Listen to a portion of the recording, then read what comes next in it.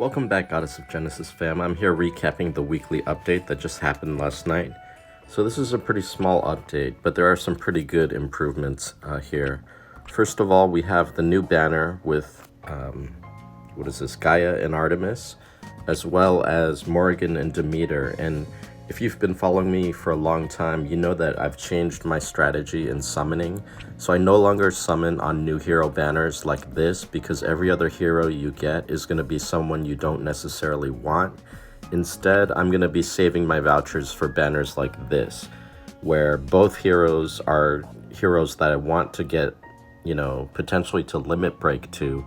And because of that, you need as many copies as possible as you can without wasting your resources on a hero you don't want every other summon like you would get if you summoned on the new hero banner. So instead, I wait for banners like this where Morgan and Demeter are both characters that I want to get to high star levels. And I've been saving for this Morgan and Demeter banner for a while. And if you don't have them, Gaia and Artemis are both great DPS characters who I highly recommend you summon for if you don't have either of these. And even if you have them, you may want to get them to 6 stars or limit break, and summoning on a banner like this would be really helpful for that. So I'm going to do a separate video where I summon for Morgan and Demeter. Look out for that. It may not drop today, just to let you know, because I'm having something special planned for it, but look for it in the future.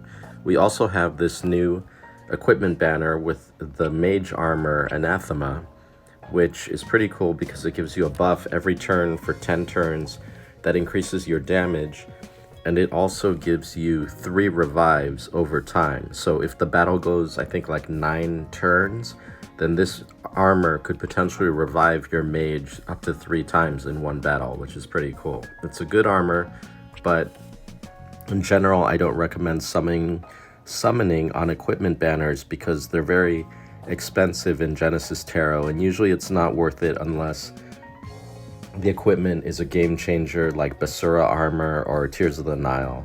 So anathema I think is a good item, but I wouldn't spend Genesis Tarot on it, unfortunately.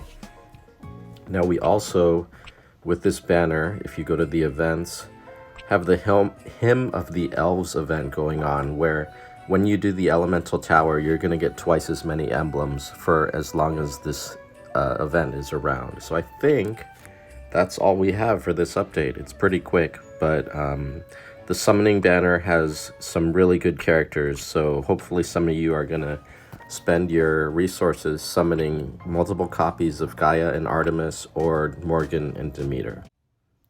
Oh wait, I did realize there is something else. If you go to the shop and you look at the limited time bundles that they have, there's some pretty interesting bundles this week. This one here, the Gear Fusion bundle, gives you an enchanted SSR gear and 2 Dream Dust for 20 bucks, which isn't a horrible deal. They also have a Fusion Crystal pack where you can spend $30 to get a Fusion Crystal to upgrade your,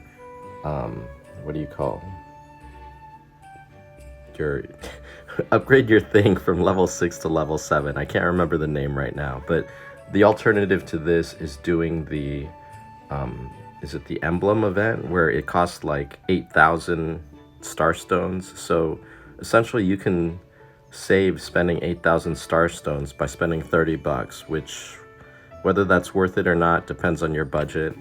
There's a Rapid Crystal Selection pack here for 15, so if you want to enchant your weapons or accessories with the rapid enchant to boost the speed of your characters, that's potentially really important.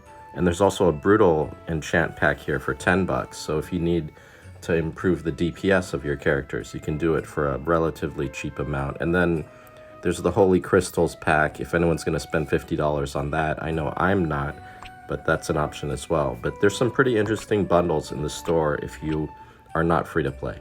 Okay, that's it for this update.